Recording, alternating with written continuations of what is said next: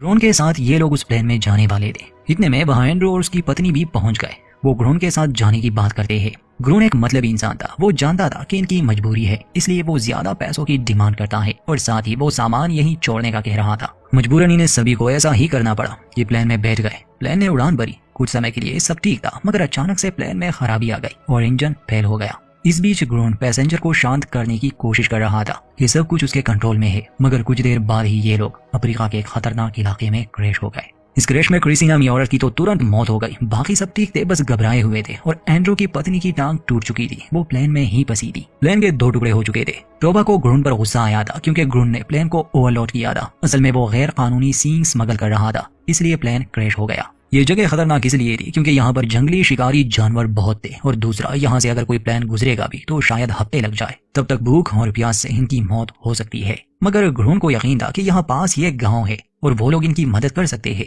रात होने से पहले इन्हें मदद चाहिए थी क्योंकि जंगली जानवर रात को शिकार करते हैं। एंड्रू अपनी पत्नी को अकेला नहीं छोड़ सकता था, इसलिए वो सू के साथ वहीं रह जाता है। ग्रोन उसे वार्न करता है कि खतरा बहुत है। टोबा उनके साथ रहना चाहता था, मगर एंड्रू समझाता है कि तुम लोग हमारे लिए मदद भेज देना। ग्रोन के पास गन भी थी और टोबा उसे कहता है कि शायद गन तुम्हें एंड्रू को देनी चाहिए, इससे ये अपनी सुरक्षा कर सकेगा। मगर जैसा कि हमने कहा कि ग्रोन एक मतलबी इंसान है, इसलिए इस समय वो सिर्फ अपने बारे में ही सोचता है। मैक्स ने क्रिसी को दबना दिया था। एंड्रू और सू के अलावा बाकी लोग उस गांव की तलाश में निकल जाते हैं। सिर्फ ग्रोन ही था जिसे इस जगह के बारे में ज्यादा पता था, क्योंकि वो हर हफ्ते यहाँ से उड़ान भरता था। इसलिए बाकी सब भी उसके पीछे पीछे जाने लगे। ये एक रेगिस्तान से होकर गुजरते हैं। सफर ने इन्हें बहुत थका दिया था। टाइलर वहीं गिर गया। उसमें अब हिम्मत ही नहीं थी। पीने का पानी भी खत्म हो रहा था, मगर ग्रोन उसे हौसला देकर कहता है कि हमें बस 30 मिनट और चलना है और हम उस गांव तक पहुंच जाएंगे। मैक्स अपनी गर्लफ्रेंड की मौत से सदमे में था। वो कहता है कि तुम रास्ता भटक चुके हो, हम सभी भटक गए हैं। मगर ग्रोन हमेशा बड़े कॉन्फिडेंस से बात करता था, हालांकि वो खुद भी जानता था कि मैं गलत हूँ।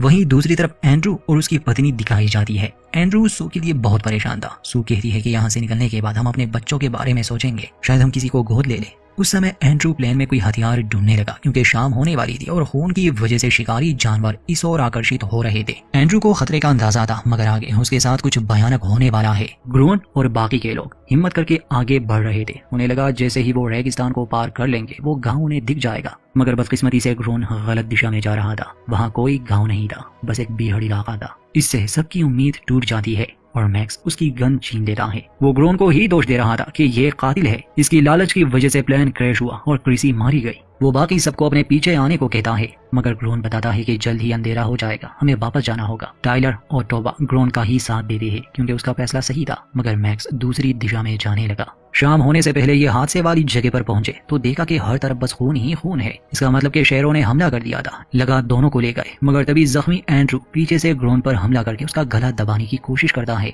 एंड्रू जान गया था कि प्लेन में गैर कानूनी सींग थे जिसे ग्रोन स्मगल कर रहा था और अपनी पत्नी की मौत का जिम्मेदार वो उसे ही ठहरा रहा था। उसे मार भी देता कि तभी टोबा फ्लाई गन चलाता है जिससे झगड़ा खत्म हुआ। क्योंकि अब एंड्रू की दुनिया तो उजड़ गई, इसलिए वो किसी से बात नहीं करता। असल में शेर उसकी पत्नी को ले गए थे और एंड्रू ने ये भयानक मंजर अपनी आंखों से देखा। कुछ देर बाद ग्रोन उन्हें बताता है कि रात होने वाली है। प्लेन के कैबिन में जगह है, ज्यादा से ज्यादा हम 3 लोग ही उसमें आ सकते हैं। इसका मतलब कि किसी एक को बाहर रात गुजारनी पड़ेगी। इसके लिए वो टॉस करते हैं और टाइलर बेचारा हार जाता है, यानी वो बाहर रात गुजारेगा। वो बहुत डरा हुआ था। वो टोबा को पैसे देने की ऑफर करता है, मगर क्या फायदा जब वो जिंदा ही ना रहे। ग्रोन टाइलर से कहता है कि तुम बस आग जलाए रखना, इससे शिकारी जानवर तुम्हारे करीब नहीं आएंगे। एंड्रू अपना हार गुड लक के तौर पर टाइलर को दे देता है, मगर वो बहुत घबराया हुआ था क्योंकि यहाँ इंसानों का राज नहीं चलता। खैर देर रात तक तो टाइलर बचा रहा आग की वजह से, मगर उसके चारों ओर शिकारी जानवर मौजूद थे। वो थक गया था बहुत ज्यादा, इसलिए उसे नींद आ रही थी। मैक्स जो इनसे बिछड़ गया था, उसके पास गन भी थी, मगर वो अंधेरे में था, इसलिए वो शिकार बन जाता है। हालांकि अपने बचाव में वो गोलियां बहुत चला रहा था, मगर क्या फायदा। गोलियों की ये आवाज यहाँ बैठे लोग भी सुन लेते हैं, जिससे वो समझ गए कि मैक्स भी नहीं रहा। कुछ देर बाद टाइलर की आंख लग जाती है और एक सांप उस केबिन में दाखिल हो गया। आग के बुझते ही टाइलर पर शेर हमला कर देते हैं। केबिन में छुपे लोग उसकी दर्द भरी चीखें सुन रहे थे, मगर वो मदद नहीं कर सकते थे। एंड्रू से रहा नहीं जाता। जैसे ही वो दरवाजा खोलने वाला था, एक शेर बिल्कुल सामने ही था, इसलिए ये दोबारा से दरवाजा बंद कर देते हैं। मगर इतने में वो सांप जो कुछ देर पहले आया था, उसने टोबा को काट लिया। ग्रोन तुरंत सांप को तो मार देता है और किस्मती से एंड्रू एक डॉक्टर था, इसलिए वो चाकू की मदद से जहर निकाल पाया शरीर में फैलने से पहले ही। ये भयानक रात गुजर जा रही है। सुबह जब ये बाहर आए तो इन्हें बस खून ही खून नजर आया। टाइलर को भी वो जानवर खा गए थे। दुखी होकर एंड्रू एक पेड़ के नीचे बैठ जाता है। कुछ देर बाद ग्रोन उससे बात करने आया, कहता है कि हमें एक साथ यहाँ से निकलना होगा। वो शेर फिर से आएंगे, वो रुकने वाले नहीं और हम ये और नहीं झेल सकते। एंड्रू खामोश रहता है। वो कहीं भी नहीं जाने वाला था। इसलिए मजबूरन ग्रोन और टोबा जाने का फैसला करते हैं। ये लोग थोड़ा दूर ही आए थे कि ग्रोन को एक आवाज सुनाई दी। ये देखकर वो बहुत खुश हो जाता है कि एक गाड़ी इस ओर आ रही है। गाड़ी देखकर एंड्रू को भी ये एक चमत्कार लगा, मगर करीब आने पर पता चला कि असल में ये वो कबीले वाले हैं जो एंड्रू और उसकी पत्नी को मारना चाहते थे। आते ही वो एंड्रू को पीटते हैं और बाकी सबको भी बंदी बना लेते हैं।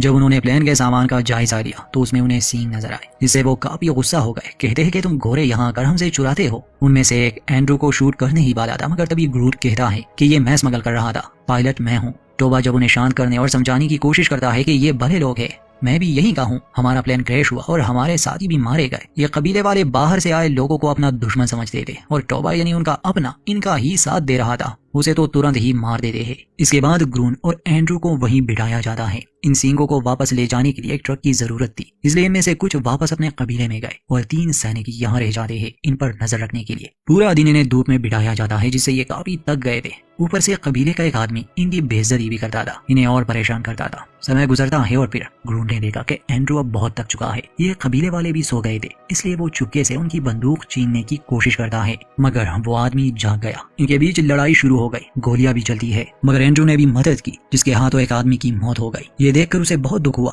वो उसे बचाने की बहुत कोशिश करता है, क्योंकि एंड्रू कोई कातिल नहीं था, वो तो लोगों की जान बचाता था, एक डॉक्टर था। मगर ग्रोन उसे शांत करता है, समझाता है कि तुमने कुछ बुरा नहीं किया, तुमने अपनी जान बचाई बस। ये लोग यहाँ नहीं रुक सकते थे, क्योंकि जब कबीले वाले लौट आएंगे तो इस बार इन्हें बिना सोचे खत्म कर देंगे। एंड्रू की एक टांग भी जख्मी थी, मगर किसी तरह ये दोनों उस जगह से निकल जाते हैं। एंड्रू की हिम्मत जवाब दी जाती है, वो और चल नहीं पा रहा था। हालांकि अब ग्रोन बदल गया था, वो पहले जैसा मतलबी इंसान नहीं रहा। वो उसकी काफी मदद करता है, उसे सहारा देता है, हालांकि वो अकेले भी यहाँ से निकल सकता था। एंड्रू से कहता है कि सामने एक चट्टान है, वो जगह ऊंची है, मैं तुम्हें वहां तक ले जाऊंगा, वहां शिकारी जानवर नहीं आ सकते। इसके बाद मैं उस गांव में मदद मांगने के लिए जाऊंगा और हम बच जाएंगे। खैर जैसे तैसे ग्रून एंड्रू को उस ऊंची जगह पर पहुंचा देता है, मगर अब उसमें बिल्कुल भी जान नहीं बची थी, क्योंकि ऊपर चढ़ते समय वो गिर भी गया। खून का पीछा करते हुए शेर वहां तक पहुंच गए थे। वैसे तो ये लोग एक जगह छुपे थे, मगर शेरों को खून की स्मेल आ रही थी, इसलिए वो वहां से जाने का नाम ही नहीं लेते। वैसे भी पिछले कुछ दिनों से वो इंसानी मांस खा रहे हैं, तो शायद उन्हें ये काफी स्वादिष्ट लगा होगा। ग्रोन बहुत इंतजार करता है, मगर शेर अब ऊपर चढ़ने की कोशिश कर रहे थे, जिससे वो दोनों मर सकते थे।